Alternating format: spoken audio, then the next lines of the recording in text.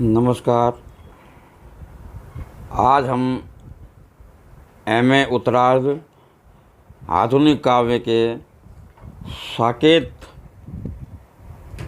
के भाव सौंदर्य चित्रण के अंतर्गत जिस बिंदु पर चर्चा करेंगे वह है वीर रस। वाल्मीकि रामायण तथा तुलसीदास कृत रामचरितमानस में राम कथा का मुख्य रस वीर रस ही है, लेकिन साकेत का उद्देश्य काव्य की उपेक्षित उर्मिला को प्रतिष्ठित करने का रहा है।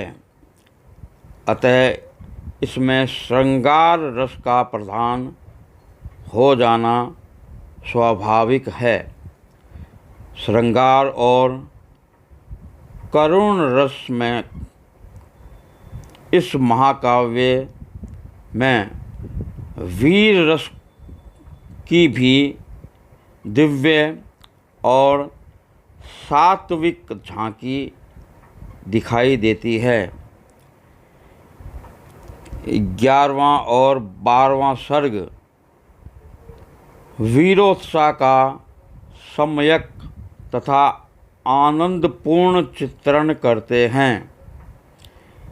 एक ये यात्री राम के वनवास की कथा कहता है, जिसमें अनेक दुर्दांत राक्षसों का विनाश, खर दूषण, कंबंद, त्रिशिरा के वध की चर्चा करता है। लक्ष्मण शक्ति का उपचार करने की दृष्टि से संजीवनी लेने आए हनुमान से सीता हरण, सुग्रीव मित्रता, राम रावण युद्ध में लक्ष्मण को शक्ति लगने की सूचनाएं प्राप्त हो जाती है और सीता को भारत माता, भारत लक्ष्मी का प्रतीक मानकर अयोध्या वासियों में युद्धोन्माद उमड़ पड़ता है। वीर रस का लहराता समुद्र भरत, शत्रुघ्न, मांडवी, उर्मिला आदि राजपुरुषों व महिलाओं के साथ समस्त जनता में भी दिखाई देने लगता है। अयोध्या के नर नारी रावण से युद्ध करके भारत लक्ष्मी को मुक्त कराने के लिए उत्साही हो उठते हैं।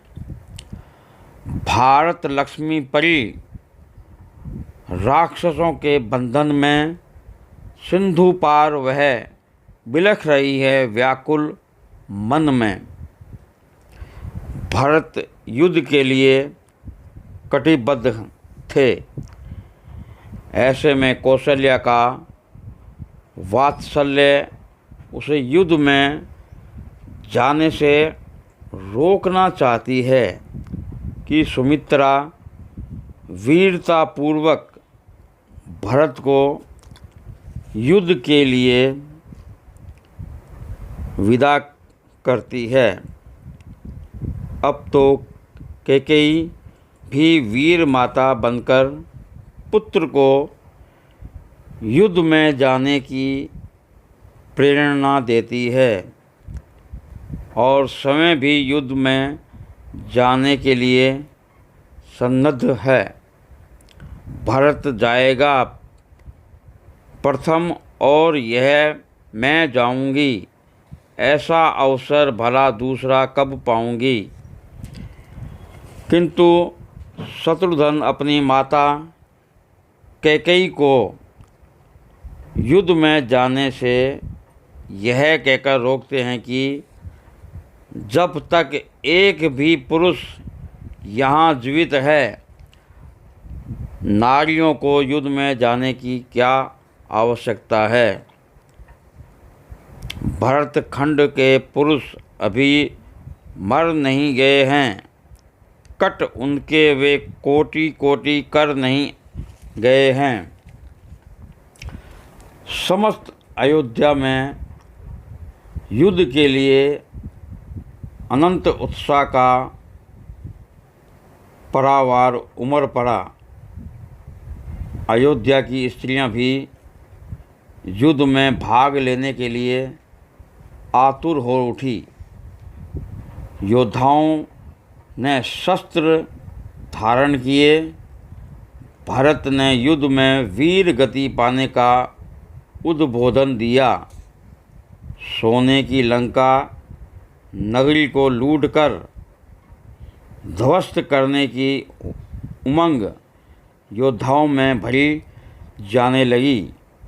तभी उर्मिला वीर वेश में वहाँ उपस्थित होती है।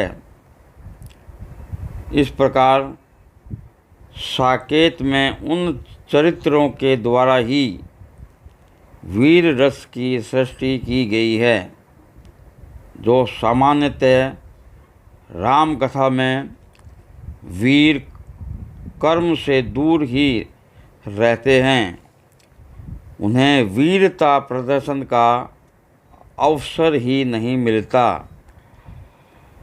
राम कथा में राम लक्ष्मण की वीरता का प्रकाशन सर्वत्र दिखाई देता है। साकेत में भी राम रावण युद्ध का वर्णन अत्यंत उत्साहपूर्ण शब्दों में किया गया है। लक्ष्मण के शक्ति बाण लगने पर राम रोने नहीं बैठते, अपितु शत्रु पर टूट पड़ते हैं। रोऊंगा पीछे, होऊंगा उऋण, प्रथम रिपु के ऋण से, प्रलयानल से बढ़े महाप्रभु, जलने लगे शत्रु तरण से।